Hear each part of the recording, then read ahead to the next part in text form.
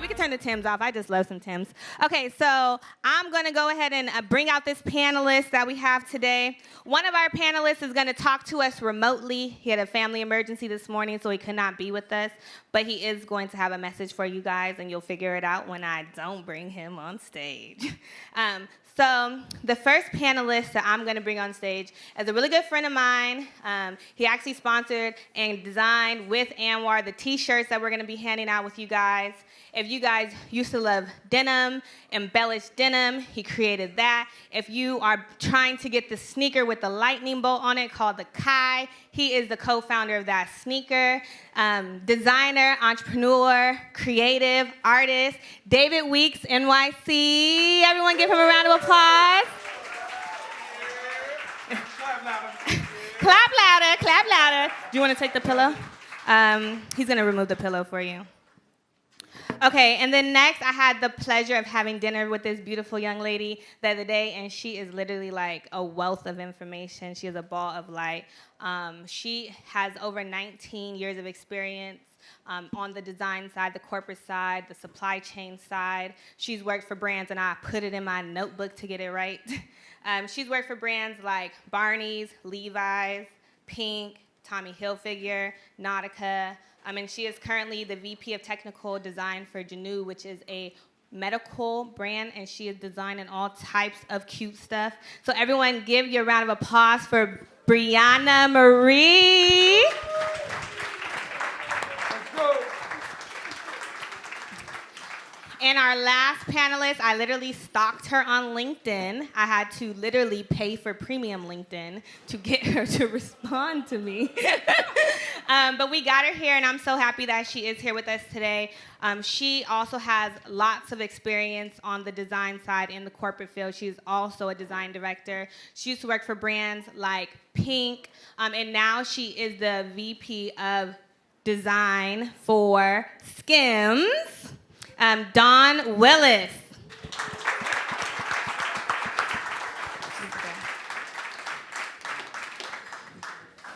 Everyone, can you do a mic check on your mics? Mic check. Mic check. Okay, so I wanted to do this because I feel like when you have a conversation, the first thing you got to do is break the ice.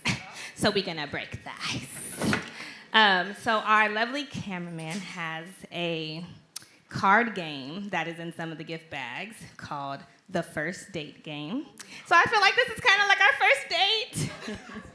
So I want to just pick one, and this is going to be our icebreaker so that we can start this conversation, and then we're going to get into Keep it PG. Huh? I said keep it PG. Now you know me. I ain't keeping nothing. Okay, I won't do that one. I won't do that one. Okay, we can do this one. And even though David, we love you, Ari. So fiance, give her a round of applause back there. But in your past, you may have, had to do this. Okay, so we'll start with Dawn. What methods do you use to get over someone? Methods? Yes. Okay, let me think. To get over someone. Yes. Can I give you before? Like, can I give you like the past me? Yeah. Okay. I would say someone else. Too much oil. That's the past me. Someone else. Now I would say just like pouring into myself, like spending time like doing creative projects. Yeah. Okay, I feel like everyone should get their own question. You might all say the same thing. Need another question. Okay, so we'll go to Briana. Are you the smartest person in your group of friends? That is rude. Okay, let's try. So my definition of being smart is being open to learning new things. So as long as you stay within that boundary, everybody around me is smart. I really don't rank us well. Okay. Yes. That was safe. That was nice. Okay, David. Oh, this would be perfect for you. Do you have a best friend? How did they receive that title? I have multiple. Okay, just pick one. I have multiple. How did they receive those titles?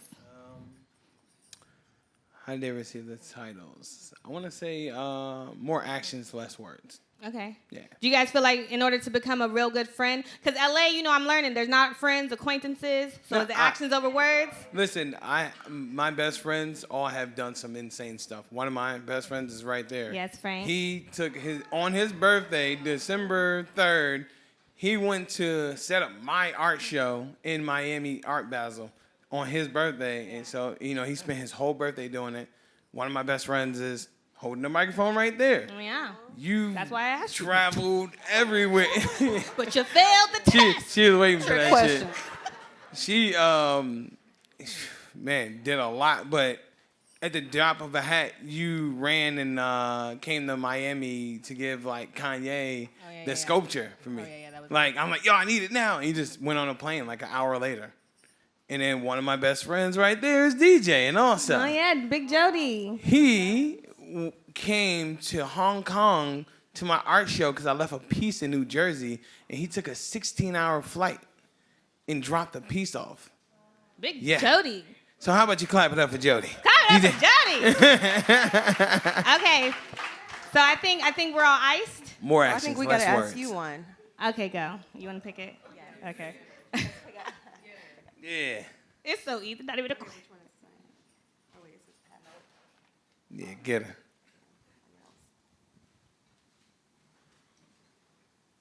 I'm nervous. Ooh, that's a good one. This is a comparable one that you Okay. Let me see. Okay, it says, have you ever entered a new relationship with feelings for an ex? Oh, every day. No. Damn. Okay, I'm gonna be so transparent. My feelings for exes, they not going away. So every relationship I have, just know I got feelings for my ex. I'm just like, Damn. I'm so serious. Moving on to the panel. Are you a Pisces? I'm a Scorpio. Oh. Okay. Listen, the feelings are there. That doesn't mean that I want them necessarily, but in my heart, corner, it's gonna be there. I like to hold on. Ouch. I got a big heart. Love for everybody. Okay.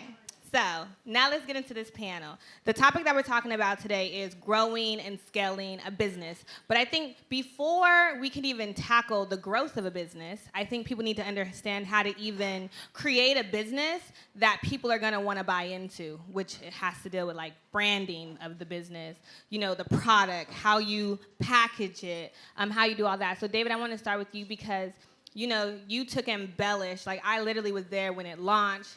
Sold out in all these stores, doing crazy stuff. What do you think it was when you were creating embellished denim that made people gravitate towards it and helped it to create that brand identity? When I was doing it, I didn't know what I was actually creating a brand identity. I was just what would I like? I didn't, that's what I was creating it for. I was creating it for what would I seek after? What kind of denim do I want? And it worked. Sold out quick. You seen it. Yeah. But what were the special things? Because I know people are going to be like, okay, that seems cool. You made some pants and you say they sold out, but I know it was more than that. So I feel like when you were designing those, because when you design for men, you thought about things that were gonna differentiate your jean from somebody else's. First thing I did is make it relatable to the eye. I made it look like a higher, like a lower end version of something that's high end and unaccessible to anyone else. So that was my start. It's all right, I need to make this, honestly, we know it looked like Balmain denim. So let's make it look like Balmain denim, but affordable. Let's make it $130, not $1,000. Let's make it accessible. So that could be something that people want to think about. Where is your range going to be? It depends on what kind of brand owner you want to be, though. You might not want your stuff so accessible. Yeah. Yeah, so it just really, that's my experience, and that can only speak to my experience. It's not for everyone. It's not a guideline. It's kind of just go for it. And Dawn, do you think when you're designing for brands, what are you thinking about when you're, okay, you have this client and you're I got to create something that's going to be sold? What are the things maybe the 3 key things that you're thinking about when you're designing? I mean, the first thing you have to start with a concept. So, if I was working for David, which we should talk after. If I was working for David, I would start with a concept. So, starting with a concept, a vision for what you want that product to look like. And then, you know, identifying the target market, which I'm sure he already has. So we're designing men's denim. So starting with the concept for men's denim, and then then creating garments based on his sales is what I would also look at. And then I would take it from there. When you're looking at his sales, when you say like I would design based on his sales, Yeah. what are like the exact criteria that you're looking at when you're breaking down the sales? I would see what product sells the best for him. So if he, like his moto denim, I'm making stuff up. If his if his moto denim sells the best, like what's the new version? What's the new iteration of his moto denim? You know, what's the 2.0? Thank you, my love. Yes. So do you suggest that when people are starting out that they put out like pieces just to get like the feedback and then review the feedback and then redesign based on what the people say? I think that's really smart. Like I have gone into business for myself before, and I think the best thing to do is to test something right away. We love, especially creative people, we love spending time, thinking about the vision and thinking about different ways to do things, but really you want to be smart and think about what you want to do and put it out as soon as possible, test it to see if there is, you know, interest in the product that you're creating, and then you can go from there. I think that's really a smart thing. Briana, do you have anything to add to that? I think it really just depends on, you know, fashion now versus fashion back when we launched Pink. Initially, Pink was Victoria's Secret, but it's a whole different company. Everybody thought it was the same company. It was really just designers within that company being told, oh, you want to make some sweats? You know, okay, we'll give you a little office downtown New York, and y'all can do it. So it was 30 of us to start off. And the initial move was, you know, that was before Instagram. So I think, one, you have to kind of take yourself outside of just the Instagram mindset and really tap into who your customer is. And for us, how we scaled it from 0 to 1 billion in, I think, 4 years, it might have been the fastest growth. Let's clap that. Did y'all hear that? 0 to 1 billion? Yeah, 4 years. It was 4 years. But how we kind of did that was really tapping into who the customer is. So funny as it is, this was 2006. We were at Coachella, which, you know, I think now people are really into Coachella and they know it now. But then we went there, we set up tents, we really tried to target the audience. The audience for us was the college student. So let's go to the campuses, let's set up little stuff, little fair things, give things away, go to Coachella, make cute little tents and have them come in and take pictures with a little stupid dog. With a little dog.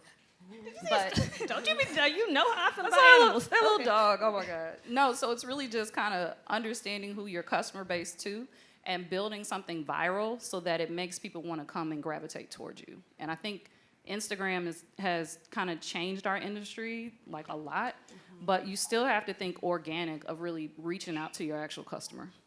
Do you think, because I know especially for Dom, this is my literally high school friend, we're from the same town, and she has this amazing brand, Dom's Bomb, gourmet popcorn, you feel me? So I see Dom on the ground all the time, vending. Does it work the same for say a popcorn brand versus someone who has maybe retail to be at all these different Melrose Trading Post and all these places with your clothes, or do you think that is out now for fashion? I don't think that's ever out. I think it's all, you got to start with one person liking your things. Yeah. And that one person can turn into 1 million. Yeah. It's really about understanding what your brand focus is, focusing on that, and trying to really pull a trigger and go out fast. Because one thing I learned over the years of you know, I'm working super hard, you know, 70, 80 hours a week, and I'm still trying to do my little bags on the side or my scarves. And it's I would have these concepts, but I'm so wrapped up in my everyday situation that I didn't pull a trigger, and then you look, and this one over there is doing it now. So I think really it's just, you gotta it's gonna be 2 lives for you. You're gonna have to step out of who you really are and really grind. And that's what I tell people all the time. Yeah, no, that's lit. And branding, right? So we got this brand, we figured out who our target audience is, we tested out some products to see what are people interested in the most. Now I feel the next step is, am I gonna produce this in America or China? So, you know, I feel we can start with David because both of you have basically lived in China, you and Briana your whole life. You spent a lot of time in China. So what do you think are the pros, the cons to producing overseas, producing here? I have nothing negative to say about China at all. Nothing. At all. It's just a matter of, I know there's a stigma, oh, China's bad quality, China's this, China's late, China's that, their quality's terrible. That is not true. A Chinese person over there that you connected with may have bad quality, but you find that right person and you train them to get the stuff how you like it, it's gonna come out better than anywhere. I'm telling you right now, firsthand, these brands, oh, made in Italy. No. That shit's finished in Italy. It's made in China and it's finished in Italy. Those glasses, Prada, Marfa, all that shit's China. Just understand that all that's China. Gucci, Supreme, China, everywhere. It's just finished in Italy or wherever else. You put a label on, Right. and you're considered made in Italy. Made put in a button Italy. on. Mhm. It's made in You heat stamp it. What they do with the glasses, all the composite pieces are made in China. They're sent over to Italy, and they take a little screw, boom. Now it's made in Italy, and now opposed to it costing $60, it costs around $600. So just understand that stigma is not really true. It just really matters what vendor you go to, what person you go to. And it's not gonna be easy to get that person. I had to go Frank Lucas style, like move over there and like get it. I lived in China for 2.5 years and navigated. I still don't speak no Mandarin, but everybody speaks hands. You can move with your hands, and everybody speaks dollars. Everybody. They speak a little English, too. They speak A little English. They speak a little English. No, where was you at? Well, they speak a lot of English. Where was you at? Yeah, they speak a lot of English. Yeah, not in my part. They didn't speak no English in my part. But yeah, I'm gonna say everybody speaks dollars and everybody knows how to move with their hands. So yeah, Dawn. So it's hard. So I come from different ends. I've kind of spent my career wanting to learn everything. So I've been in the design space. I've been a graphic designer at like Abercrombie and Fitch when I was young. Like I've kind of moved all the way through fashion. I was at Barney's New York doing fabric out of Italy, but making stuff in China. So if you have the right partnerships, there's some factories that I've dealt with for many years that I can tap them for anything. Friends that I have that need projects done, you know, they work with you if you know them well, so they'll do 300 pieces. It just depends on who you know and what they'll do. What I will say is the reason why COVID was so strong in North Italy is because 80% of Italian factories are now Chinese owned, and they migrate between China and Italy, which is why when COVID hit, it was really big there. I did a lot of production close to Wuhan. I've spent, you know, before COVID, I spent every 3 months in Hong Kong for work. I've spent 5 weeks at a time going through mainland China, Hong Kong. Taiwan is where a lot of fabric is made. What I tell people to do is, to be quite honest, like, you and I probably traveled through, meeting different factories, kind of got it out the mud. Yep.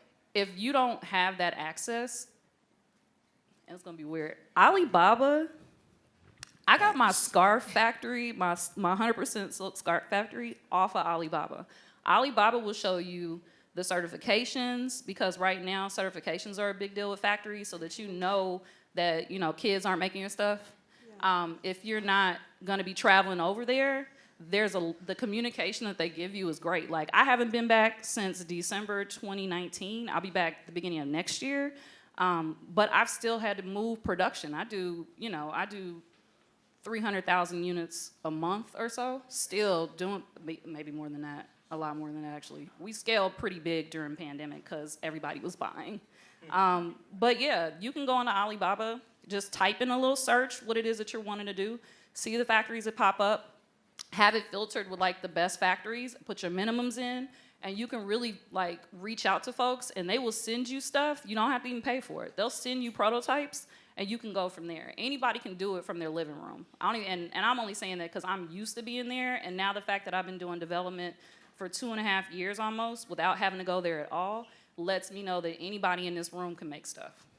Facts. Yeah, and I think what's dope about everyone here, and we're gonna move to like some fast fashion stuff in a second, is all of you guys work in different realms of fashion, but they all are profitable and they all make sense. So I think one thing for people to understand is you don't have to only want to do men's high-end streetwear. You don't only have to want to do girls' little Fashion Nova dresses. Like every realm, like Briana is in the medical field, designing scrubs, killing it, you know, and you have to remember everybody wants to, you know, everyone wants to dress cute. You know, so don't forget about tapping into a market in fashion where you may not think that people are, you know, you're not thinking that people are thinking about it, because who would have thought you need some designer scrubs? Well, a company did, brought her on, and then she elevated them, you know? So fast fashion is like a big thing right now. We have Shein, who's like taking over the globe, you know? Shein. Before you go on with the fast fashion thing, you just said something that I just wanted to share. Yeah, go. It's a really, really important thing, because when growing up, I always wanted to do design, and I'm gonna be a fashion designer in New York, because that's all I knew. I grew up in Chicago, and I thought fashion meant being your own designer and moving to New York, and that's really, really great. You can definitely do that, but I didn't realize how many other opportunities there were within like fashion retail. And it wasn't until I went to the university, I actually went for psychology, because I was like, I'll just be a doctor and I'll do fashion on the side, because that's just more of a hobby, and I'm not gonna move to New York anytime soon. But when I got there, I got introduced to a design program. My school had a design program that was like really, really good. And I decided, I'm like, oh my gosh, like I'm gonna switch my major and see what happens with it. And it was like literally like the best thing I ever did. It was like, you know, as soon as I got into design school, I kind of learned everything about design, from drawing, technical sketches, Illustrator, everything, and then started to do internships. And then that's why I feel like we have a similar background, because I used to work at Abercrombie too. But started to get, you know, opportunity after opportunity within, you know, different retail spaces. And there are so few people that look like us there. I actually have never met another design director. Hi, I'm Dawn. I've never met bringing people together. I've never met a VP of technical design in fashion, so it's like so few of us. So I'm just saying that to say, like, yes, we all want to start our own clothing line, and I'm hoping to do that too, and I'm so proud of you for doing that. But until then, you know, we got to make some money, you know, and if you want to be in design, there's so many opportunities for us, you know, and we are trying to pave the way within, you know, retail spaces to make opportunity for people too, you know, whether that's in actual design, technical design, production, whatever it is, you know. So I just wanted to say that piece, because I think that's important. Can I piggyback off that real quick? And just when she says there's nobody there, you have to understand percentage-wise of designers, which within the fashion industry is anywhere between 1% to 4%. I'm Black and I'm Indigenous, so the Indigenous people is 0.4%. You know, we are 1.6 trillion of the buying population. We have 300 billion less net worth than white people, but we also spend more than everybody. Yeah. So I think we've doubled since 2020 of what we're buying, but now our net worth is down 14% this year. So we bought up everything. Yeah. You know, we glorifying we glorifying Gucci, we're glorifying Louis Vuitton. You know, I made designer handbags for I think I just closed my company after 12 years, I think. And I would have friends, I have 100% Python, and they would want discounts, but yet they're at Fendi buying, you know, they ain't giving you no discount there. So it's like, just the perception of Black luxury spaces, it's so hard for us to exist within it, because our friends and family are gonna expect handouts. But also the industry doesn't respect you. When I came out of college, I went to FIT in New York. I started at Clark Atlanta University. I went for law. I was in there for law, but I was actually going to be there. I was an artist before anything. I've been making clothes since I was 5. My grandmother's sister ran a factory for 40 years. So me growing up, that's all I knew. In summertime, I'm in the factory. So when my family supported me, I got into FIT. It was one of those things of like, I was in New York visiting. Said, fine, I'll just, you know, send them a little portfolio. They let me in. And I had no idea that I think the average application is like 6 times. So when I got in there, they were like, oh, well, how many times did it take you to get in? And I'm like, oh, I just sent my portfolio the night before the deadline, you know, I just FedEx. And they were like, what? Because we don't exist in that space, but just to know that somebody slid in there that doesn't look like them, was, I think, insulting. But once I got out, I think it's maybe 30% of design majors actually graduate. So when I got in there, it might have been like 8 of us. When I graduated, there were 3 of us. Then once you get into the industry, I went into Tommy Hilfiger straight out of college. It was just me. Yeah. So when I moved into these spaces, I moved into being an outerwear designer for Esprit. And it was the first time they were doing the outerwear stuff. So it was like, here I am, this young black girl. And I remember somebody in my office saying, oh, we going urban now? Because they don't respect the black person within their spaces because there's only 3% of us. And that's why it's gonna be your job to make sure that we bump that percentage up. You feel me? So, because I know we wanna get back to mingling, I want you guys to all be able to network and connect with each other. The last thing that we're gonna touch on, when it comes to growing and scaling a business, I think the most important thing is to know where the industry is headed. So right now, Briana actually, gave me the information. When we had a conversation, there is a new act being passed within the fashion industry. And let me get the actual name of it, because you'll feel me. The Fashion Act. The Fashion Act. So the Fashion Act is basically going to make it to where, and I know, David, you're going to appreciate this. There's so much toxin in the clothes that are being designed, and these sheen clothes and these Fashion Nova dresses, that it's polluting our environment, and it's actually polluting the oceans. And there's no way for these fabrics to be broken down because they're made with such disgustingness. Yeah. So just quickly, because I was told to wrap, I just want to have you touch briefly on the Fashion Act, what it can potentially do, and how it's going to actually benefit younger designers who are trying to compete with these big conglomerates. Well, just so you know, I don't know if y'all remember when calories started showing up on menus, and then you realize you're never going to walk into an Olive Garden again because it's about 5,000 calories once you're done.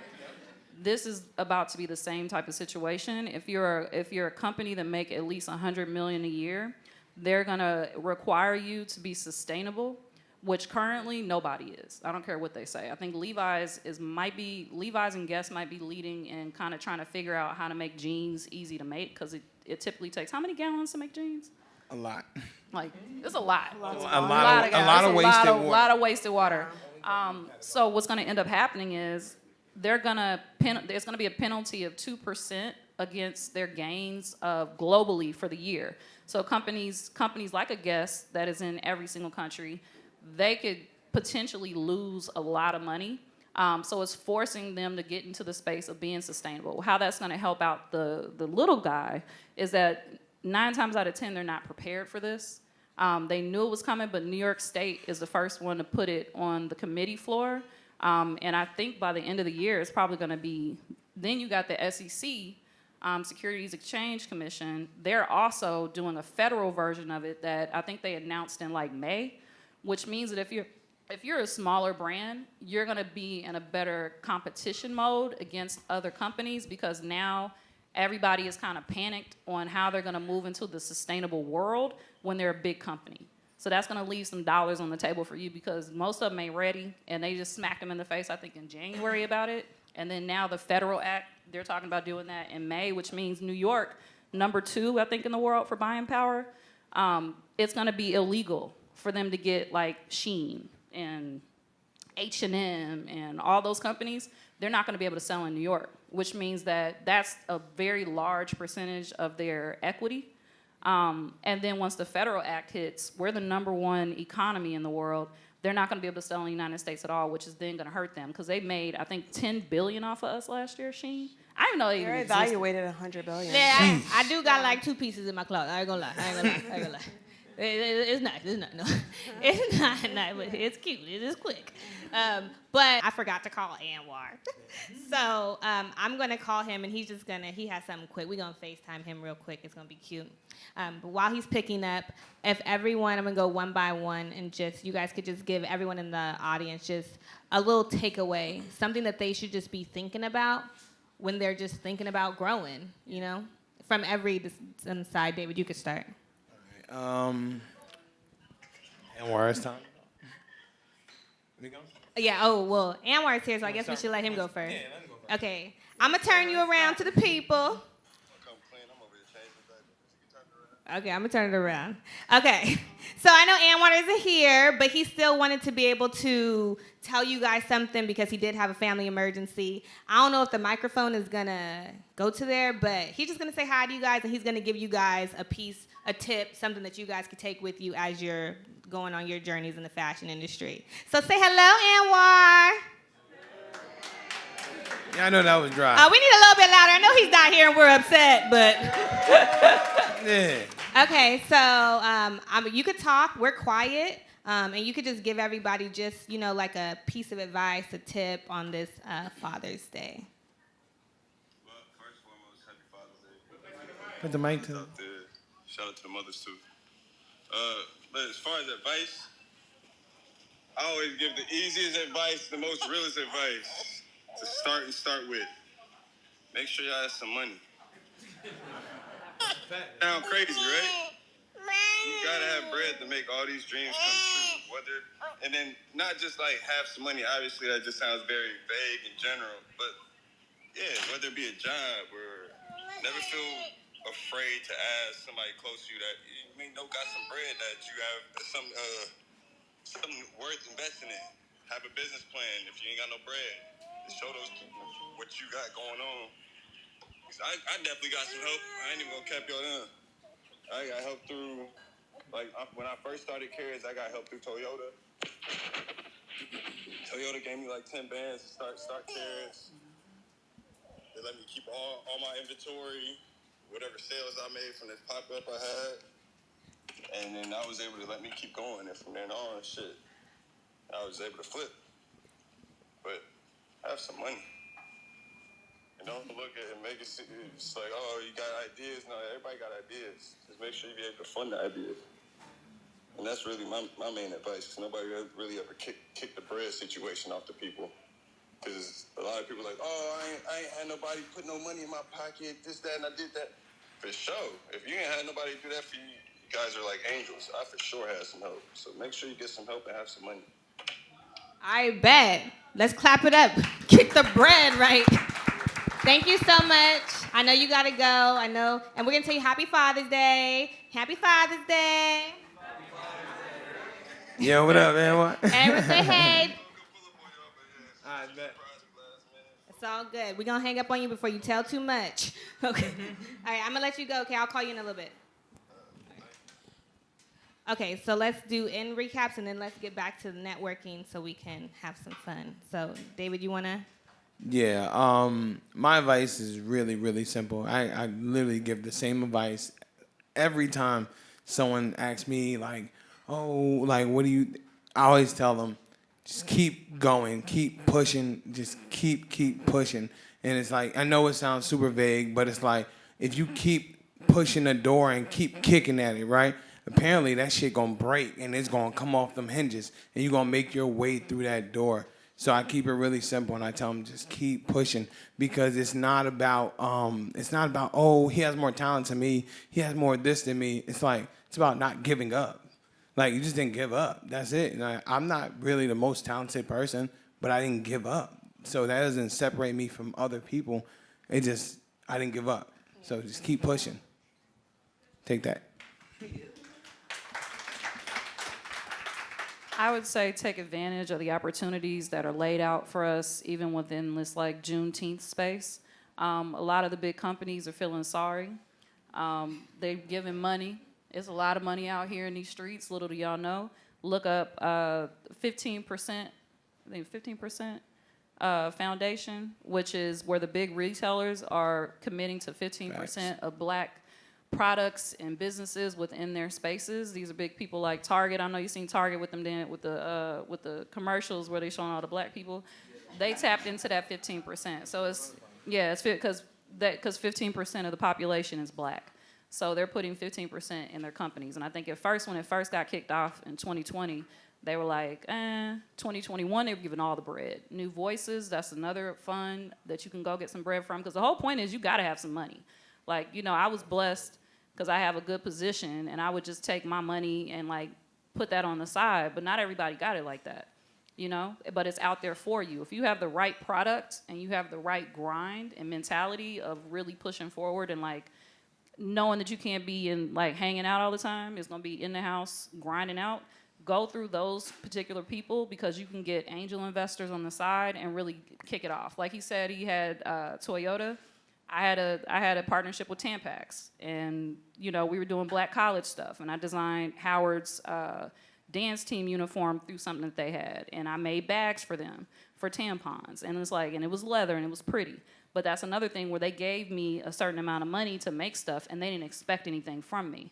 So trying to get partnerships with these big corporations that are really tapping into, what Black people have going on, I'm gonna say do it now, because we don't know how long we'll have this momentum. It may be the next George Floyd before we'll see this type of momentum again, so at least you need to capitalize off of it while you got it. All right, bet. Yeah. I was sitting here thinking about what I would want to share, but I think I would say to use what you have. I'm one of those people that think like everything that we need is inside of us, really. I really do believe that. And the reason why I say that is because kind of tapping into what you were saying about sustainability, right? Like I think that Black people, we're inherently resourceful people. And I think it's appropriate to say, with it being Juneteenth, and its ties to slavery, that, think about the things that we were given and the little tiny bit of resources that we were given and what we did with them, And for example, my sister and I have a twin sister, we started a clothing line when I was in college. And we literally we went to the thrift store and bought clothes and now they call it upcycling, but at the time we were deconstructed. We were embarrassed. We didn't even share that part of the story because it was tied to just the lack, you know what I mean? But we used everything we had. We didn't have a lot of money to go and buy yards and yards of fabric. We had money to go and buy like a $10 t-shirt or a $5 this or that and put it together, And it kind of got traction and it got attention. So I would say use what you have. Like you may not be able to have the Anwar money or the money from Toyota, but whatever, if you have the passion, if you have the willingness to work and, a vision, just use all the resources that are before you, whether it's, your cousin's money or if it's going to the thrift store or whatever it is, closing your closet, just thinking about, thinking out of the box in that way. So that would be my advice. All right, bet. Let's give all the speakers a big round of applause. And then let's give you a round of applause for even being here, wanting to get this information. So now, let's get out into these streets. I'm going to call these the streets. And let's go talk to some people. I would say yes, but I have been told to rapidy rap. I've been told to rap. So what you do is I'm going to come straight to you, and we're going to get the question from you directly. And we'll come talk to you. Yeah? Okay. So everyone, Jody, we can turn some tunes back on. And yeah, let's turn it up. Early in the morning, late at night.